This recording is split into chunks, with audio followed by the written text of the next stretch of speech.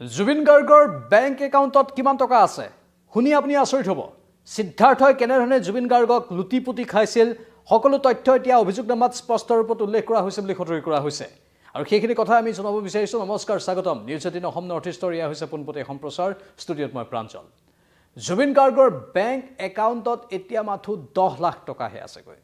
যিজন জুবিন গাৰ্গে একোটা বিহু অনুষ্ঠানৰ নামত 12 লাখকৈ টকা লৈছিল যাৰ সমস্ত ধন যদি হিসাব কৰা হয় প্ৰায় 40 খন মান যেহেতু তেওঁ বিহুৰ সময়ত বিহু অনুষ্ঠান কৰিছিল হিয়া 4 কোটি 80 লাখ টকা হৈ গৈ যদি 12 লাখকৈ হিসাব কৰা হয় 4 কোটি 80 লাখ টকাৰ খৰচ পাতি কৰি তেওঁৰ লগত থকা বাদ্যযন্ত্ৰত সংগত কৰা শিল্পীসকলক দি অথবা গাড়ীৰ ভাড়া দি বা যিখিনি আনন সাউণ্ডৰ বস্তু সামগ্ৰী আছে সেইবোৰত খৰচ কৰি তেওঁৰ হাতত নাই বুলিও 3 কোটি টকা থাকিব লাগে সেইগৰাকী জুবিন গাৰ্গৰ হাতত এতিয়া কেৱল মাত্ৰ 10 লাখ টকা আছে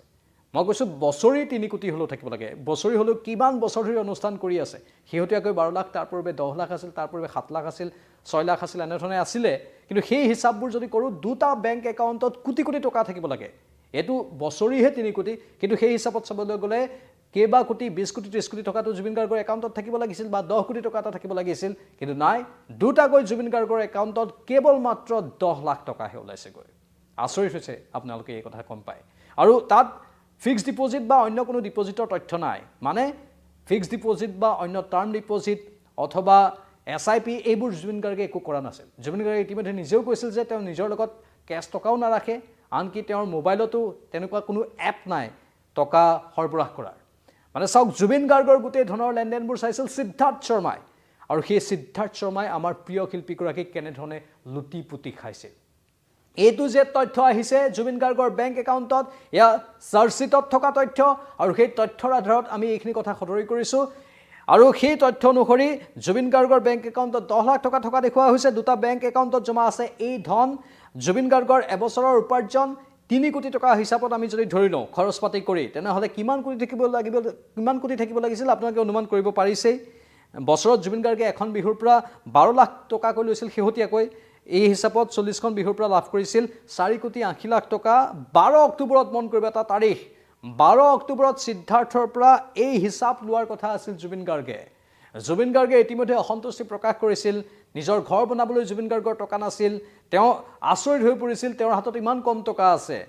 তেওঁ নিজৰ ঘৰটো বনাবলৈ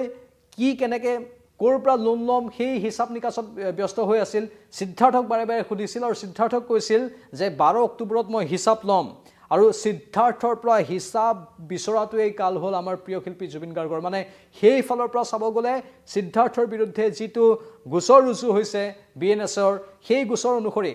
103 সেই অনুসৰি পুনপটীয়াকৈ সিদ্ধাৰ্থ জগৰীয়া হ'ব এই হিচাপটো চাবলৈ গলে কাৰণ বিভিন্নজন সাক্ষীয়ে যি তথ্য দিছে তাৰ আধাৰতে যেহেতু এই অভিযোগনামা প্ৰস্তুত কৰা হৈছে 12 অক্টোবৰত হিচাপ বিচৰাৰ কথা আছিল কিন্তু তাৰ পূৰ্বে 19 ছেপ্টেম্বৰতে আমাৰ প্ৰিয় প্ৰাণৰ শিল্পীগৰাকী ইহ সংঘৰৰ পৰা মেলানি মাগিবলগীয়া হ'ল মানে ই পূৰ্ব পৰিকল্পিত যে আছিল সি আকৌ এবাৰ স্পষ্ট হৈছে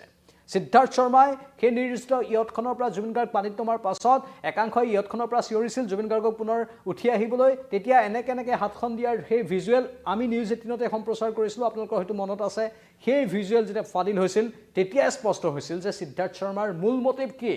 সিদ্ধাৰ্থ শৰ্মাই এনেকে ইয়তত থকা আন লোককেইজনক হাত দেখুৱাই কৈছিল একো চিন্তা কৰিব নালাগে মানে জুবিন গাৰ্গক মৃত্যুৰ মুখলৈ সিদ্ধাৰ্থ শৰ্মাই ঠেলি দিছিল আনকি ইয়তৰ পৰা তেওঁক উদ্ধাৰ কৰিবলৈ যাবলৈ আনক বাৰণ কৰিছিল বা বাধা দিছিল হাতখন এনেকে দি সেই ভিডিঅ'টো আপোনালোকৰো হয়তো মনত আছে সিদ্ধাৰ্থ শৰ্মাই সেই হিচাপবোৰ দিয়াৰ ভয়তে হয়তো পৰিকল্পনা ৰচনা কৰিছিল যে কিবা হলেও হোক আৰু তাৰ বাবে এনেধৰণৰ পৰিকল্পনা ৰচনা কৰি আমাৰ প্ৰাণৰ শিল্পীগৰাকীক মৃত্যুৰ মুখলৈ ঠেলি লৈ গ'ল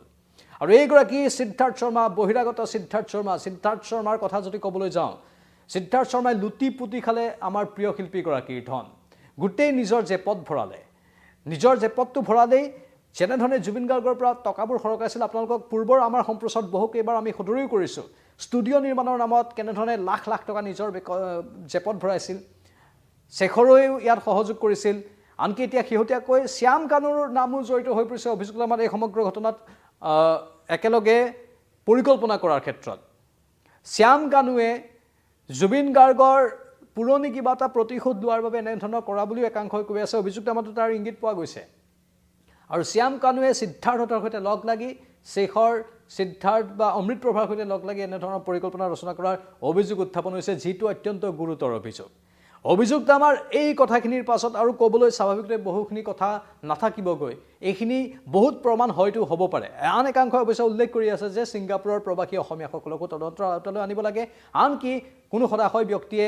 টাৰ্চেম মিত্তেলৰ দৰে মানুহৰ নামো উচ্চাৰণ কৰিছে, তেওঁলোককো তদন্তৰ আওতালৈ আনিব লাগে, তেওঁলোকৰ নামো অভিযোগনামাত অন্তৰ্ভুক্ত কৰিব লাগে বুলি দাবী উত্থাপন হৈ আছে। সেইবোৰ বাৰু সময়ে সময়ে দাবী উত্থাপন হৈ আছে, আৰু সেই দাবী উত্থাপন হৈ থকাৰ সময়ছোৱাত আমি সেইখিনি কথা আমাৰ জৰিয়তে কৈও আছোঁ। স্বাভাৱিকতে এই বিষয়বোৰ অত্যন্ত লক্ষণীয়। কেনেধৰণে আমাৰ প্ৰাণৰ শিল্পীগৰাকীক লুটি পুতি খোৱা হৈছিল, কেনেধৰণে প্ৰাণৰ শিল্পীগৰাকীৰ সমস্ত ধন নিজৰ জেপত ভৰোৱা হৈছিল, ইমান জনপ্ৰিয়তা, ইমান অনুষ্ঠান, এই অনুষ্ঠানৰ বাবদ ইমান লাখ লাখ টকা, শিল্পীগৰাকী মানে নিজৰ হাতত সেই টকা নাপালে, সেই টকা চুবই নাপালে। কষ্ট কৰি দিন ৰাতি একাকাৰ কৰি উৰে নিশা উজাগৰি থাকি গানবোৰ গালে, উৰে নিশা উজাগৰি থাকি তেওঁৰ মানুহৰ বাবে কাম কৰিলে, মানুহৰ হৃদয় স্পৰ্শ কৰিবলৈ অন্তৰৰ নিভৃত কোণৰ পৰা গানবোৰ গালে, কিন্তু শেষত কি হ'লগৈ? তেওঁৰ আশে পাশে থকা সেই বিশ্বাসী মানুহবোৰে তেওঁৰ প্ৰাণ লৈ ল'লে। পামী বৰঠাকুৰ জুবিন গাৰ্গৰ ভগ্নীয়ে ইতিমধ্যে কৈছে যে আমি ইমানখিনি পৰিকল্পনাৰ কথা গমেই পোৱা নাছিলোঁ। চাৰ্জশ্বীট দেখাৰ পাছত পামী বৰঠাকুৰে সেই কথা সদৰি কৰিছে। ইমানখিনি যে ভয়ংকৰ ৰূপত কৰি আছিল আমি উমানেই কৰিব পৰা নাছিলোঁ। যিহেতু মেনেজাৰ এজনৰ বহু দায়িত্ব থাকে, মেনেজাৰ এজনে টেবলেট খোৱাৰ পৰা আদি কৰি, মেনেজাৰ এজনে টকাৰ হিচাপ দিয়াৰ পৰা আদি কৰি, তেওঁ নিশা খোৱাৰ পৰা আদি কৰি, খাদ্য গ্ৰহণ কৰাৰ পৰা আদি কৰি সকলো দায়িত্ব আচলতে থাকিব লাগিছিল। কিন্তু সিদ্ধাৰ্থে চাওক সেইখিনি সুযোগৰ কেনেধৰণে অপপ্ৰয়োগ কৰিলে, সেইখিনি সুযোগৰ কেনেধৰণে দুষ্ট শক্তিত ব্যৱহাৰ কৰিলে, প্ৰাণ লোৱাত ব্যৱহাৰ কৰিলে। আমাৰ প্ৰিয় শিল্পীগৰাকীক প্ৰাণ লৈ হয়তো ভাবিছিল যে শান্তিত থাকিব পাৰিম, স্বাভাৱিকতে এতিয়া এটা এটাকৈ সকলো দস্তাবেজ খোল খাইছে। কাইলৈৰ দিনটো এটা বিশেষ দিন, কাৰণ কাইলৈ শুনানি প্ৰক্ৰিয়া আৰম্ভ হ'ব। 16 ডিচেম্বৰত প্ৰথমটো শুনানি অভিযোগনামা দাখিলৰ পাছত। অভিযোগনামা দাখিলৰ পাছত যি প্ৰথম শুনানি হ'ব, এই 12,000 পৃষ্ঠাৰ বিশাল চাৰ্জশ্বীট দাখিলৰ পাছত, সেই শুনানিত অৱশ্যে এইকেইটা ভাৰ্চুৱেলি থাকিব। সিদ্ধাৰ্থ, শ্যাম কানু, অমৃত প্ৰভা, শেখৰ, এওঁলোক ভাৰ্চুৱেলি থাকিব কাৰাগাৰৰ পৰাই, আৰু সেই কাৰাগাৰৰ পৰা ভাৰ্চুৱেলি এওঁলোকৰ ভাষ্যবোৰ গ্ৰহণ কৰা হ'ব। এওঁলোকৰ ভাষ্য গ্ৰহণ কৰাৰ পাছত এওঁলোকে ইতিমধ্যে অধিবক্তা বিচাৰি হাবাথুৰি খাইছে, কিন্তু অসমৰ কোনো অধিবক্তা এওঁলোকৰ পক্ষত অহা নাই। অনিতা ডেকা মহন্তই দাবী উত্থাপন কৰিছে যে অধিবক্তা দিব লাগিব। সমান্তৰালভাৱে হাতকেৰীয়া লগোৱা বিষয়টোক লৈও আদালতৰ কাষ চাপিছে শ্যাম কানুৰ পত্নী, আৰু তেওঁ সদৰি কৰিছে যে শ্যাম কানুক হাতকেৰীয়া লগোৱাটো তেওঁ সহ্য কৰা নাই, কিন্তু ওলোটাই ধমক খাবলগীয়া হৈছে শ্যাম কানুৰ পত্নীয়ে। এনেধৰণৰো বিভিন্ন খবৰ আহিছে। এই কথাবোৰ অত্যন্ত গুৰুত্বপূৰ্ণ। আমি নিৰপেক্ষ আৰু স্বচ্ছ তদন্ত বিচাৰিছোঁ। এতিয়াও যি সকল তদন্তৰ আওতালৈ অহা নাই বা যিসকলৰ নাম অভিযোগনামাত অন্তৰ্ভুক্ত হোৱা নাই, তেওঁলোকৰ নামো অন্তৰ্ভুক্ত হ'ব লাগে বুলি দাবী উত্থাপন হৈছে, কাৰণ একাংশই কৈ আছে যে এই অভিযোগনামাক লৈ তেওঁলোক সন্তুষ্ট নহয়। সেয়েহে যি পৰৱৰ্তী সময়ত যিহেতু বাট এতিয়াও খোলা আছে, অভিযোগনামা দাখিল হৈছে আৰু অতিৰিক্ত তদন্ত হ'লে সেই তদন্তৰ প্ৰতিবেদনো দাখিল কৰিব পাৰিব, অভিযোগনামাত আৰু বহু তথ্য সোমোৱাব পাৰিব SITৰ দলে। সেয়েহে যিসকলৰ নাম অন্তৰ্ভুক্ত হোৱা নাই তেওঁলোকৰ নাম অতি শীঘ্ৰে অন্তৰ্ভুক্ত হ'ব লাগে বুলিও দাবী উত্থাপন হৈছে। একাংশ প্ৰবাসী অসমীয়াৰ নাম বা অথবা এই সিদ্ধাৰ্থ শৰ্মাৰ আন এজন গুৰুৰ নাম, যিজনৰ নাম ইতিমধ্যে আমি ক'লোঁ।